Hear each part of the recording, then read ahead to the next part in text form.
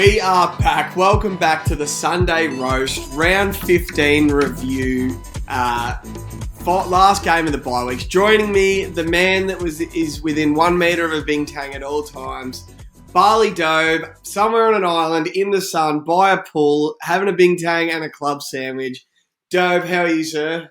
I'm looking a little bit more bronze. I'm feeling a little bit more relaxed, Jev. It's easy living out here. You get up, get out in the sun, have a think about what bets you're going to get on, but you can't because you're in Bali. So I got to message you. No, it's been huge, Jev. Finally been getting a few streams so I can actually watch more of the games. But it's good living being on holidays. You're even talking slower. You sound that relaxed. You are just a nice, chilled out man. Fuck, it's unbelievable what you're doing. Bronzer.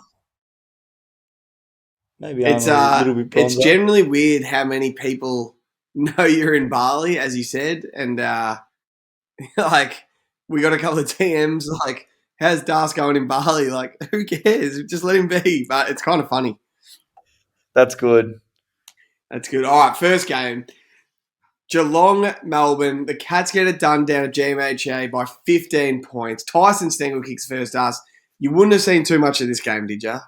No, I didn't. But one thing I wanted to touch on, because I did get to end up watching the highlights, hasn't Chris Scott, it's like he's just moved the magnets and they're just pushing a high half forward and then they're kicking goals. Gary Rowan's been unbelievable the last few weeks, Jeff.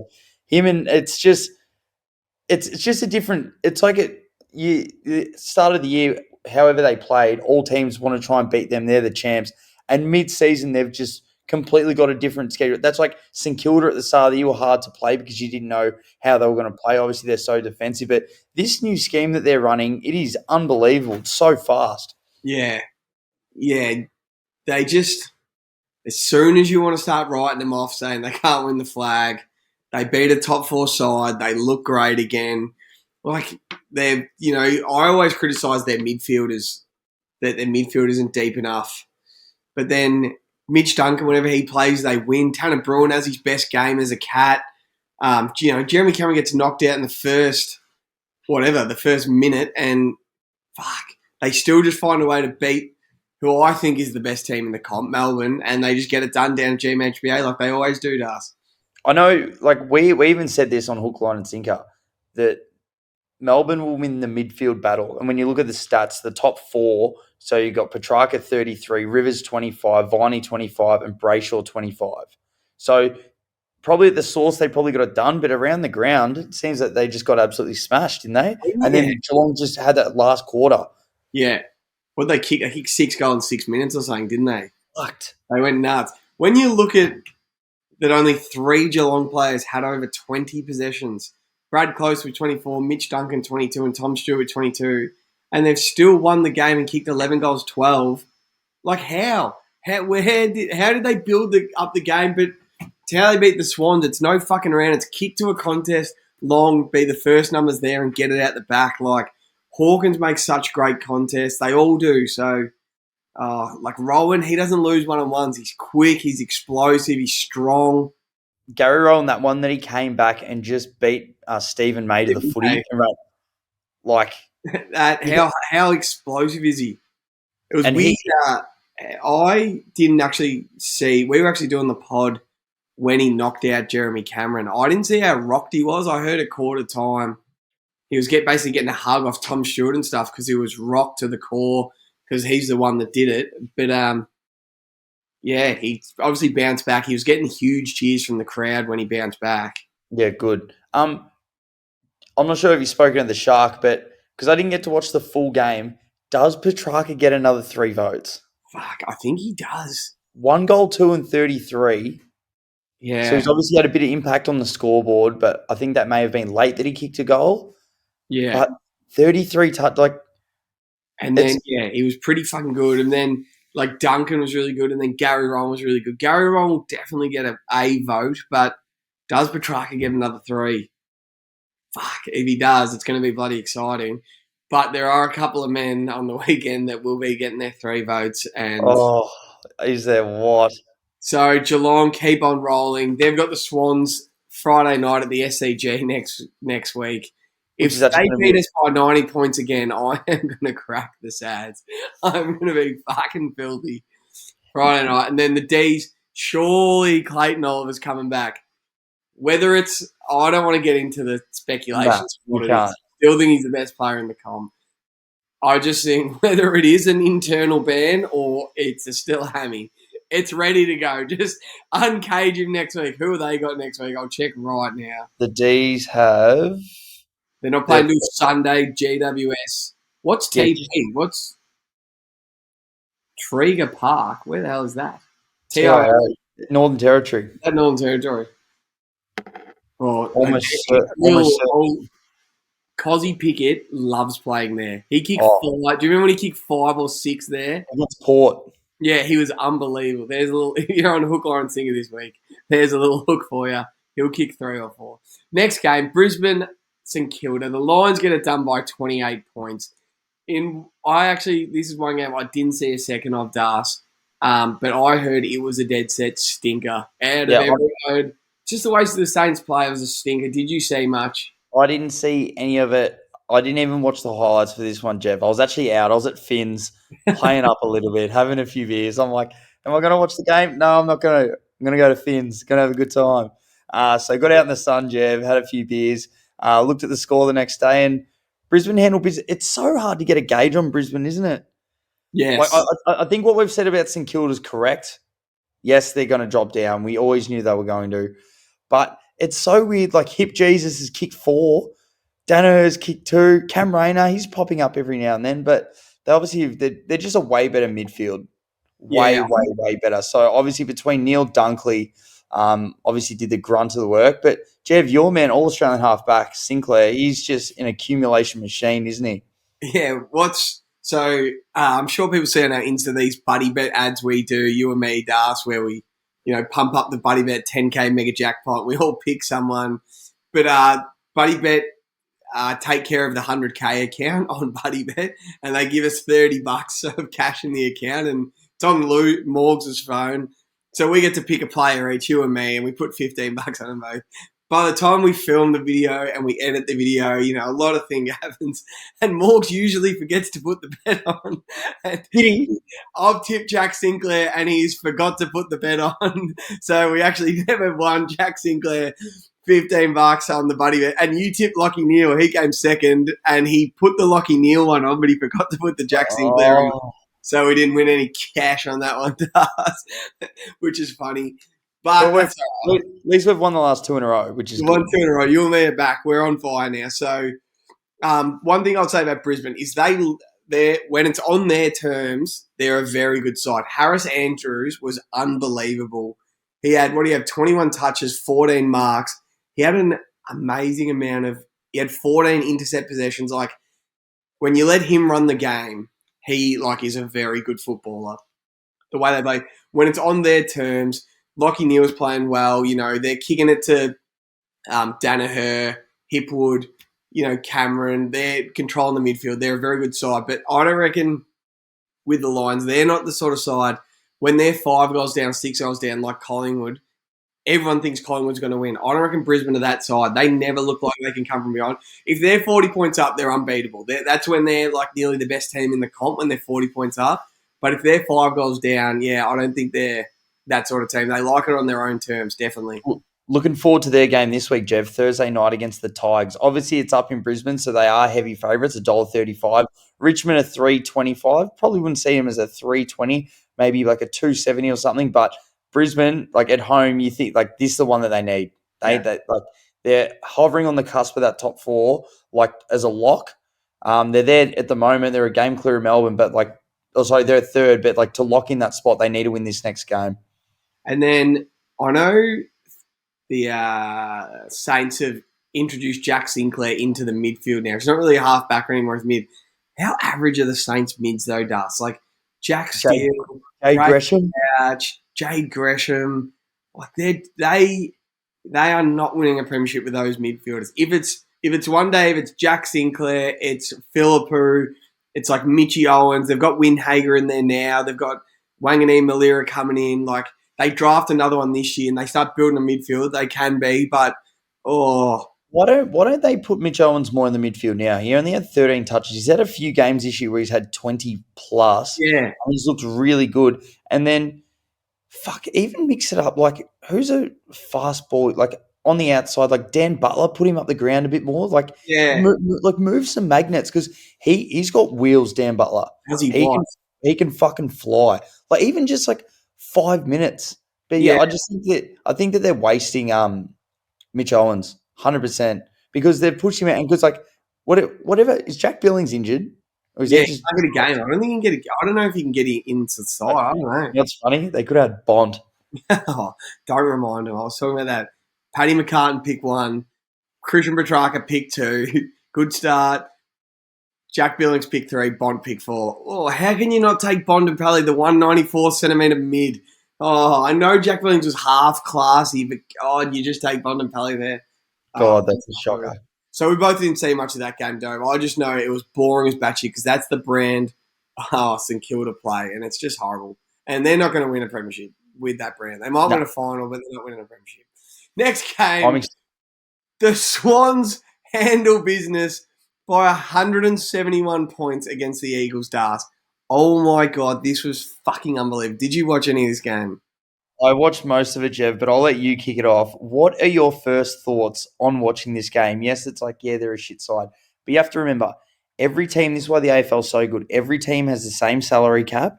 Yep. You got the same sort of people. You have to pay the same certain amount of money. So you can't hold on to cash and then like refurbish it down the line like you can in the NFL and NBA contracts. You have to have money. You have to spend it. So it's very even playing field. West Coast have the biggest membership in the AFL. So they've Yeah. got a big supporter base. I reckon they are. Won a flag in 2018. Won a flag in 2018. So they're still a professional side. So you can't give them too much. Like 171 points, Jeb, is absolutely disgusting in this day and age. They're all professional athletes.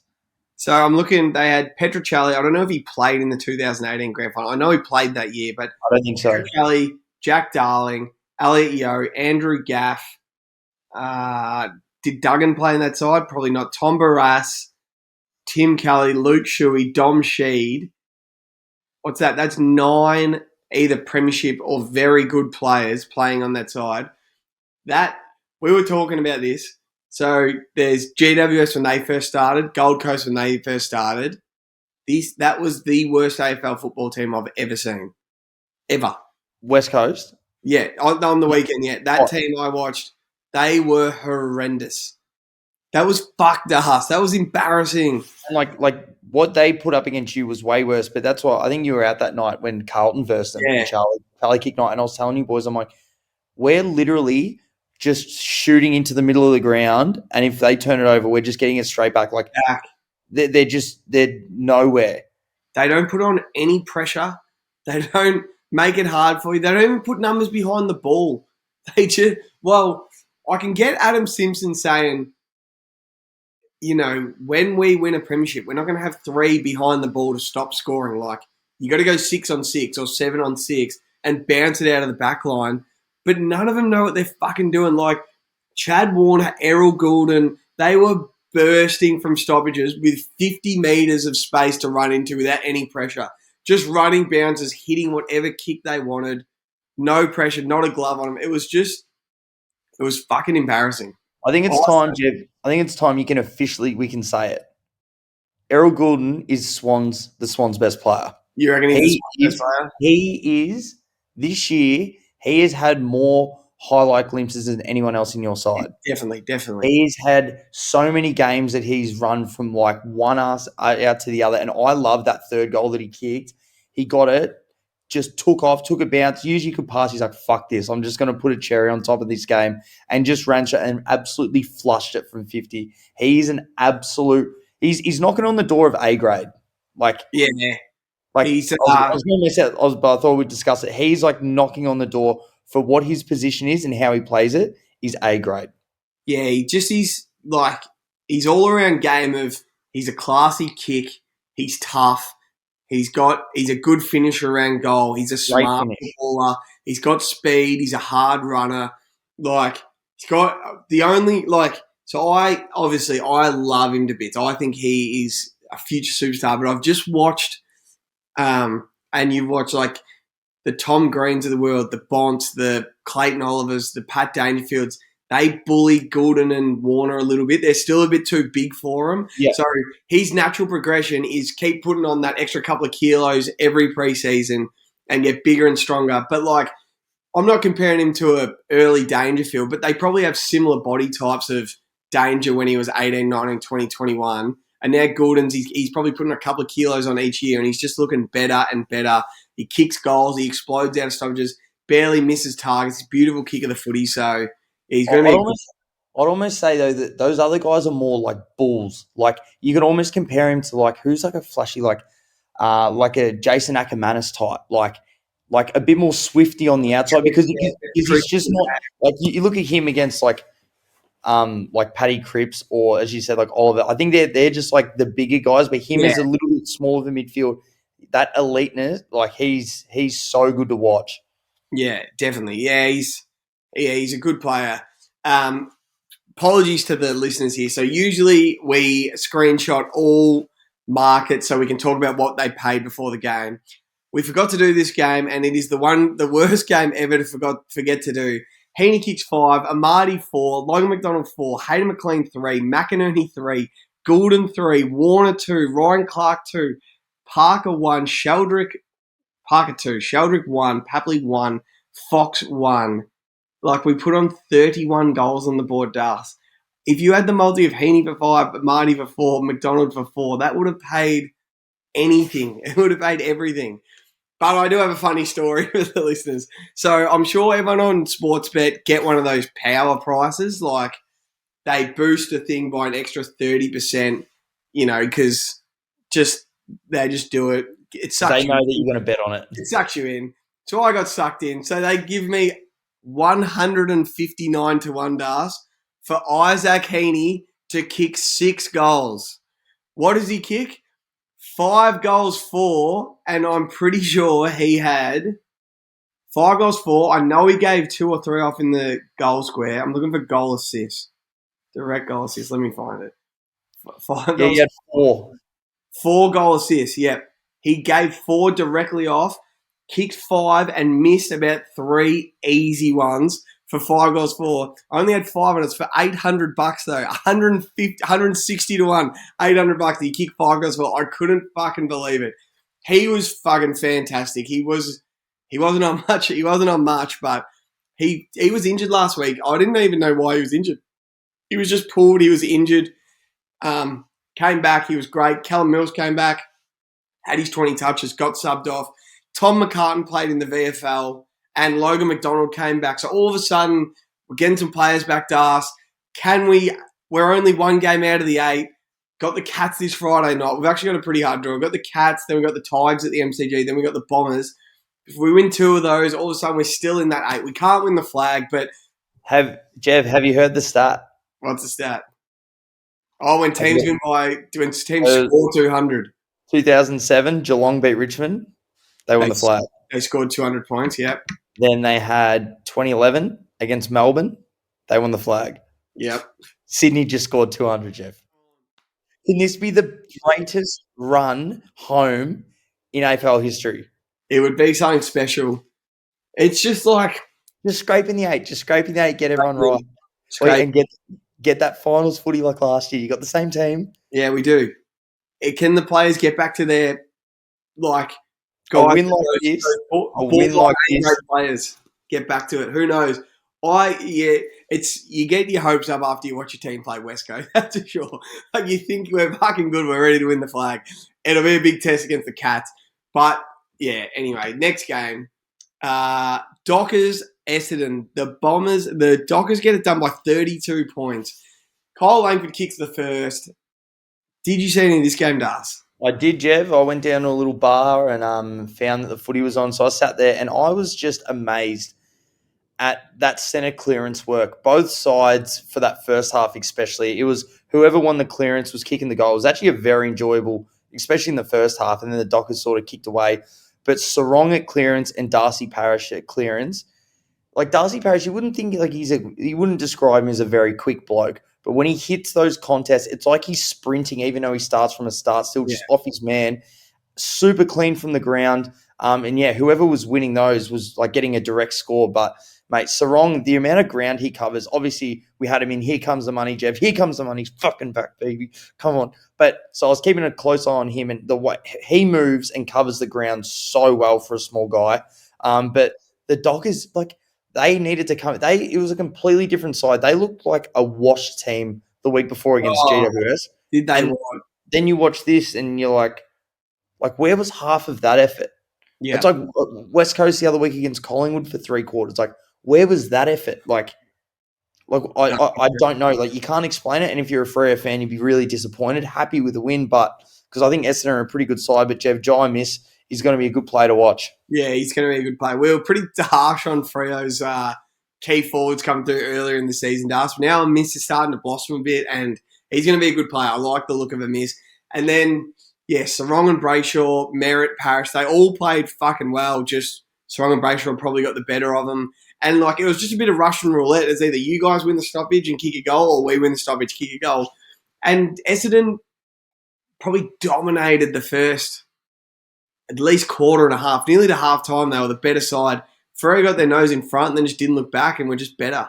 And Daniel Hoyne's been telling me, Kingy's been telling me, listen to the radio, that Essendon are the easiest team to go from back 50 to forward 50 against. They're 18th in the comp. But you've never really seen it because they've covered their ass in another way. They've been a pretty good side this year, but Freo just opened up and just once it got to 20 points, it got to 30 points, it got to 40 points, they just took a liking to him in the end. They ran the house down. And I'll tell you what, Jev, Luke Jackson's year started like this, and he was fantastic, wasn't he? How much is he? He looked like a fucking midfielder, like a 200-centimetre midfielder around when it's ground balls in the forward 50 and stuff. 100%. I think, Kane Corns is just so quick to put the foot down. He's like, get rid of him. But keep him. If you can keep Sean Darcy and him, have him in the middle. Yeah. As well, just as another on baller. He's so great, good below his knees. He's a massive body. He can put on blocks. He's clean. And then you put him up forward and he just takes him. And he's a great kid. And then it's pretty crazy, so Essendon were $2.40 before the game, and Freo were $1.60 before the game. But everyone was saying it was because Sean Darcy was back in and Sam Draper was out. And it fucking showed. Sean Darcy is a very good footballer, isn't he? If he was in Melbourne, if he was a Melbourne ruckman, he would be known as an absolute star of the comp. He's a very good footballer. You know why else that they got absolutely smashed? Zerk Thatcher went out of the game. Jev only had the 8 touches. You can see he got knocked out. It was a bit of friendly fire, but as you can see, Zerk Thatcher out. So, out. Once he went down, it was that was the end of it. Right, I've got this game screenshot of Dobe, so you give me some odds. You give me some stats, and I'll tell you the odds. What was Luke Jackson paying for 3? Luke Jackson for 3. Good question. Wrong game. Give me 2 secs. I'll get it for you.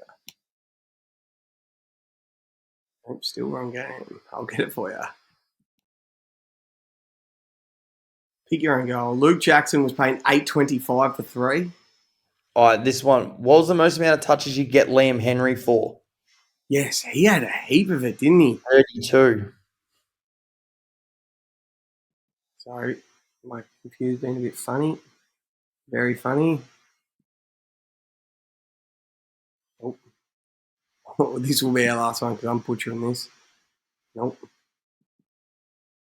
Liam Henry. So for 25, he was 17-1, and he had 32. Yep. And then what did Sarong have? 32. Yeah, he'd be all the other stats would be pretty normal because all the other players. 30. What did 5 have? 19. Jeez, he's not the same bloke anymore, is he? No. All right, next game, though. Let's keep moving. Next game. In what was nearly the game of the year, fucking finals intensity. Oh, I can't say any more about this game. This was fantastic to watch. Collingwood beat the Crows by 2 points. Who kicked the first? Was it? That's a good question. Josh Dacos kicked the first after Adelaide kicked 1, 2, 3, 4, 5 points in a row. Then Joshy Dacos kicked the first. He would have been paying a bomb.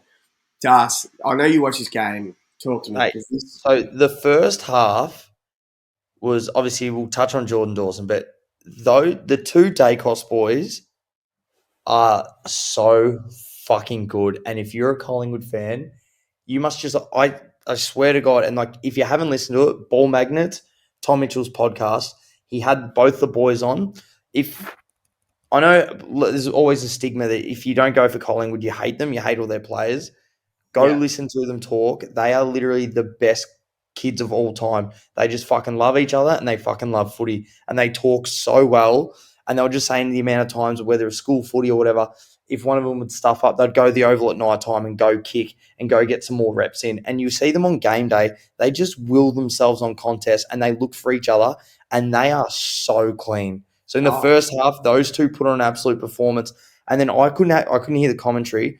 And then I saw a thing pop up that Nick Dacos was on the bench for like the first 8 minutes. They couldn't get him on. And when he came on that last 10 minutes, game changed. Game over. You saw how good he was in contest, making tackles. Everyone says he's not contested. It's because he doesn't have to be in that side. But when he had to be today, he was unfucking blue. I'm not sure about the free kick.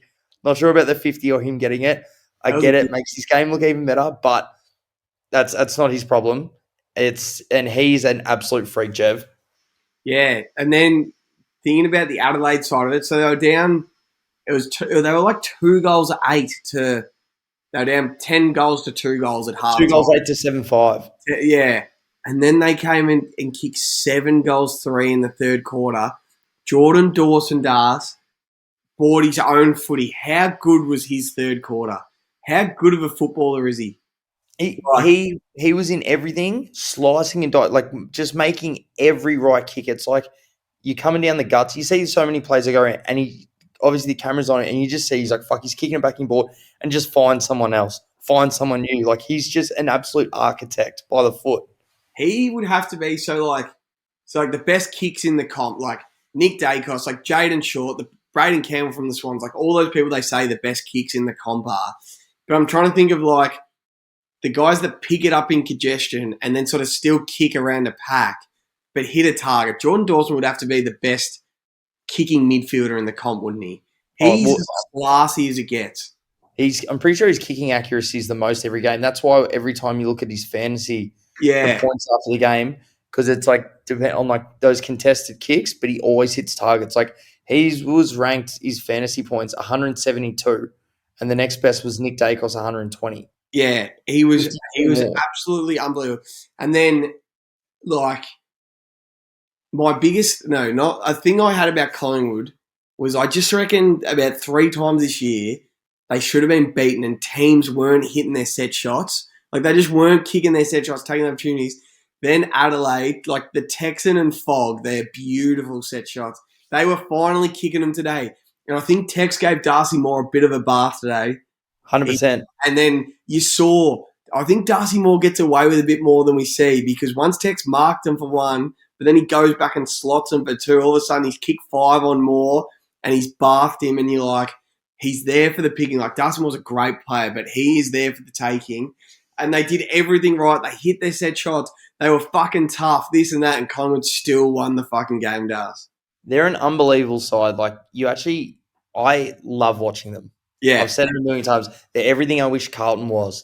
Just a team like when they're down like that and they're just like, yeah, it's all good. Like we'll have a quick huddle at 3/4 time and get it back. Yeah. But that thing with Darcy Moore, Jev, last year, Tom Lynch got a hold of him. Kicked 8 on him. Had 8 on him and had 25 touches. Yep. And because he plays off guys, great intercept mark. But when you're just doing those long loopy ones, it's very easy for him to intercept. But if you've got a good forward that's strong and you can put out in front of him and he's around the same size one-on-one, look, he still wins a fair share of his fights, but that's the way to beat him. Yeah, you got a big Tex, then you got a kick like Jordan Dawson and they're hitting up. Yeah. And then they can kick their set shots. I still don't think Collingwood are winning the flag, and I still think they're going to get found out in a final. And I'm going to stand on this, and I know I'm going to cop it when they win the fucking flag. But, geez, Adelaide, I don't even know how they'd feel. They've lost by 2 points and 1 point to the Pies. They probably should have won both games, but it's just the Pies. Just get it done. if Adelaide got the Pies in a final, would they be licking their lips or shitting themselves I don't think you want to verse Collingwood in a final. on the G in a final? Adelaide, the best eighth ranked team in the comp. Mind you, Geelong are ninth. So it's Exactly. Adelaide of like They're so good to watch. they're a good team. They're a fucking good team. There was a so you could just see how tough how hard everyone was going at the ball, how courageous everyone was being, how hard everyone was tackling, the skills. This game was just finals footy on the MCG Sunday Arvo at the G. It was beautiful to watch. Do you remember that goal that ended? No, it ended up Nick Dacos in the goal screen. He tried to snap it over his head. The crowd went off, but it ended up being a point. The 90 seconds before that was some of the toughest footy I've ever seen this year.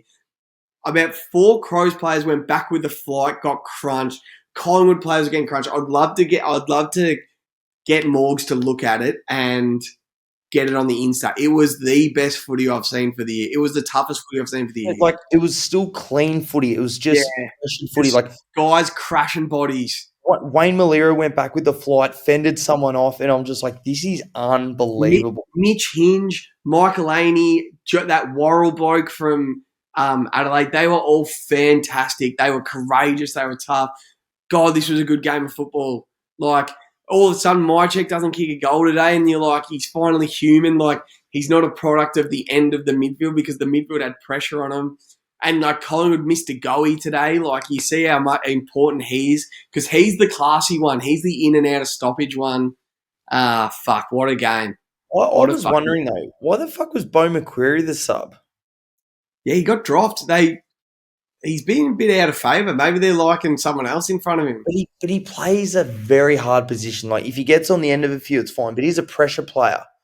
Yeah. I mean, look, I don't know. Maybe not the best, not the worst sub. I mean, he'll come on when he's fresh. Like he'll definitely impose himself because he's so strong. Yeah. But isn't Ash Johnson just the whipping boy? Yeah. He gets subbed off every week. Yeah, definitely. McCreary, you can see him being sub grand final day, and he comes on and kicks 3 in the last quarter though. The way he plays, his leg speed and his physicality, like you can see a big hole in the ball tackle. Some big hits on the wing and a couple of goals. But, we both love McCreary. I think he's from the start of the game player, but yeah. And then in the votes, let's talk votes. I'd give Dawson 3. Dawson was fucking fantastic. He had 35 touches, 27 kicks, 9 marks, 12 tackles. I'll get a bit of more advanced as well. Right. All right. So let's say, just leave it there for a minute. Just say you've got Dawson. Yeah. You know how we always say if you kick 5, you're probably getting the votes. Yeah. So Tex kicks 5, but I think it's both the Dacos boys and Dawson in the votes.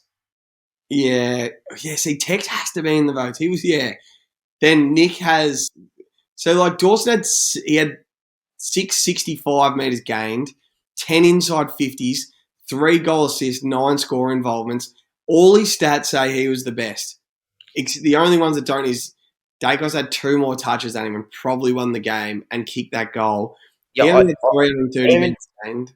I don't even think it's about I just think it was like when he was off. When he was off, like they both had a lot of it. They're both amazing what they do. But when he came on, he just went fucking berserk. Oh. Like he went nuts. And I just think that what like umpires aren't going to be like, oh, what they did in the first quarter. It's like games on the line. He did it. Like he did it. You see Josh go along with him. Yeah. They just go to every contest together. We sort of predicted that one. Like, it's unbelievable how fit Nick Dacos is. Like, it must be. I'd love to do a session with him and just see how he goes. Like how much he runs around. But when he did spend that 10 minutes on the bench in the fourth quarter, you just knew he was going to come on with some in the tank. And he was running around like a fucking madman. He was running around like a fucking 24-year-old playing under 16s footy. Like, how easy is this sort of thing? He was fucking believable to finish that game. And he was the match winner for sure. You want to hear what Tom Mitchell says on their pod? Apparently he has I can't remember what he called it. He's got like an escape button. Is it a contest? Tom Mitchell will look over and he'll look over the other side and Nick's just at the half forward line. Yeah. He reckons he's the fastest bloke. Like, look, he won all their time trials, Yeah, he's but fucking they're like, but he's field speed, or like they'll be in the back line trying to go end to end, and he's with him. He'll look to cross over, talk to someone else, and then Nick's already in the back line. He's like, the amount of ground he covers, he's an absolute horse. Could you see? Oh, I think I was speaking about this. I don't know if I've said this on any of our pods yet. I could see Nick Dacos making the next 12 All Australian stars. Oh, He should have made. He should have been nearly made last year. You can see why, like first year. I'm actually happy he didn't make it last year. Yeah, I think the and other guys now were. he's going to make it this year, and he could make the next 12 in a row. As long as he stays injury free, 100%. He just the player he is, and you can see like how much he cares about winning, and how he'll change his game from going 100% efficiency to do whatever it takes to win. Is just screaming All Australian. He's going to be in the best 20 players of the comp for the next 15 years by a mile. I'm actually so happy that Josh will make it as well this year. Yeah, what a year he's having as well. So what a game. Easily one of the games of the year, game of the round. That was fantastic. Final game, Gold Coast just beat the Hawks up. 67 points they win by. Dylan Moore kicks the first.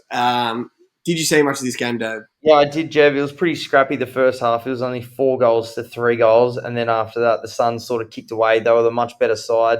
You can definitely see, Jev, obviously it was the same when they versed Port Adelaide, not to the extent, but no Sicily, and those holes just pop up. You know who is an absolute jet?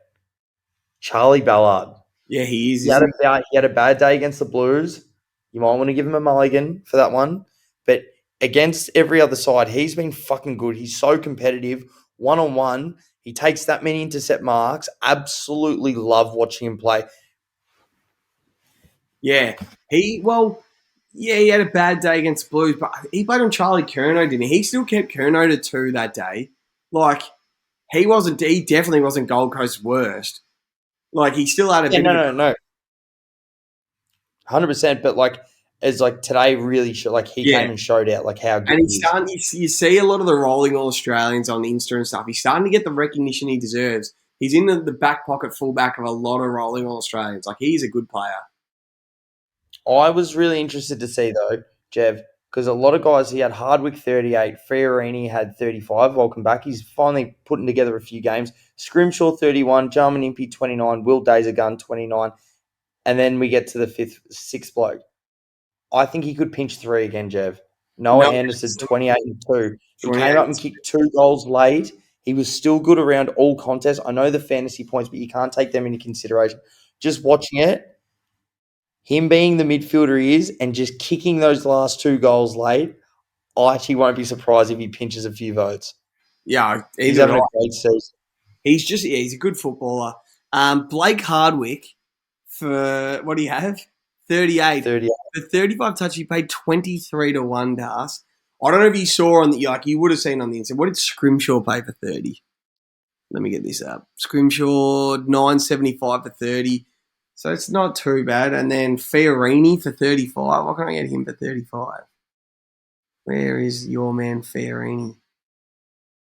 67 to 1 for 35 to us. Geez, that would have been nice. That would have been real nice. What was I going to say? I can't remember what I was going to say. Anyway, I don't know if you saw on the Insta. I gave a multi out on the Insta at 31. That fucking green tick hit like that. It was one of my bets of the week was Luke Bruce to kick 2 goals at 2 to 1. I put in the 100K multi. How good is Luke Bruce? And how good has he been forever? He was always kicking 2. He just always gets on the end of Hawthorn's good work and always finishes 2 snags. Happy days. And then, good for Gold Coast. They got rinsed through the media this week after their loss to Carlton. Way too harsh. Is Stewie Majuti the right man for the job? Are they going backwards? They always do this after their bye. They go to sue. Nah, they got the job done at home like they always do. They always win at home. Now, I don't know who they got next week, but it's time for them to keep winning and push for the finals. They, next week, have Collingwood at Homebank Stadium. That's winnable for them. They can fucking win that dance. I reckon they can for sure. This is the game last year where Collingwood just started to make those runs. Yeah. Remember, because they should have lost to them. Yeah. And then Then they just came over the top of Adelaide, and then it just kept rolling on. And one thing, you realise how good of a footballer James Sicily is when he's not playing for Hawthorn. And they're a 10-goal better side. They concede 5 less goals and they kick 5 more goals. Just the fact of him playing. So it shows how good of a footballer he really is. Well, without him this week, load up on Charlie to kick another big bag. Oh, you're playing the Hawks. You reckon Big Charlie's going to kick it back? Fuck. So, finally, we're out at the 100Ks. We've been working our arse off to get a 100K multi on with the buys. We've finished the buys, though. Pyramid's coming out. The Sharks coming back on the pod. The Brownlow tally is unbelievable, according to the Sharks. So, we should win 100 grand this week, probably, by buys. I'm actually excited to see, because Dawson will get a couple of votes, but Nick will push up. If Petrarca pushes up, obviously Butters had the week off, so now everyone's back to even. Yeah. Where do you reckon it sits? I reckon Nick has to be in front now. Within a vote, yeah, Nick has to be in front. From votes 24 to 20, there's going to be, on 24 to 20, Nick's going to be in front. Then it's going to be Petrarca, Taranto, Butters, Jordan Dawson. And can you think of anyone else? That's probably the order. There's going to be 5 within 2 votes, I reckon. All above 20. And then Bond. Bond's coming. Clary's probably gone, my boy, unless he comes back and starts dominating. There's enough footy left. He could be fresh legs. So it's going to be a hell of a Brownlow. It's going to be a really good Brownlow. I can't wait to see the Sharks votes. Right, Das, good pod. What are you up to? What is Bali Dobe up to? No, I'm just trying to get in the weeds, Jeff, trying to do some studying. Just pretty much just crunching numbers and trying to come back. And so that first week, if we don't hit it this week, that 100K, it's on. It's all I'm doing. I'm just studying. You have a couple of Bing Tangs, Bevan Tangs? Yeah, a couple of Bevan Tangs. I haven't tonight. Obviously, quiet night in, Sunday night. What are you eating? Bit of this, bit of that, whatever the buffet's got on. Couple of eggs bennies, couple of... You had any like fuck burgers or a little pizza or something yet? Yeah, I got these nasty nachos that were called the other day. Had like a chili con carne at the bottom.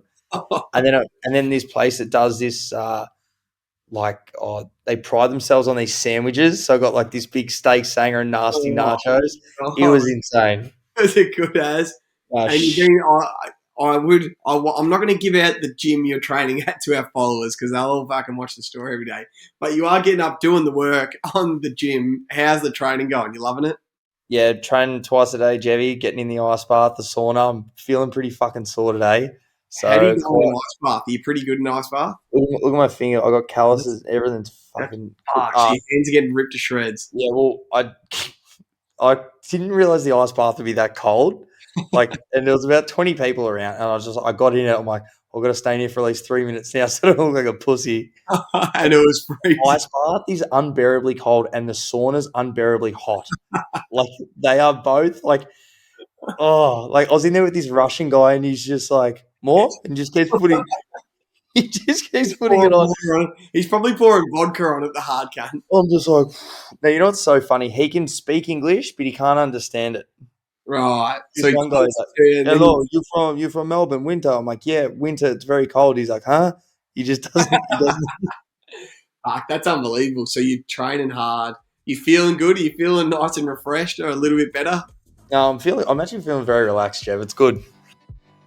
It's better than working, isn't it? Being over there. Knowing that I don't have to go to work tomorrow. Yeah, fuck, that'd feel good. I gotta go to bed now. It's 9:30. I gotta eat that. Hey, brother, I gotta go to bed. I'm gonna watch a movie at 7:30. What are you gonna watch? The American Underdog, the one with Kurt Warner. Oh yeah, Louis Rams. Good luck. Yeah, love it. I'll watch that. Fuck, Dobe, good pod. You on Hook, Line and Singer this week? Yeah, I'm pretty sure I'll be on. Yeah, good man. All right. Depends if I'm out. I might be out at Survey having a few tangs. A couple of them tangs. Couple of mango daiquiris, you reckons? Oh, I love that. All right, see you next week.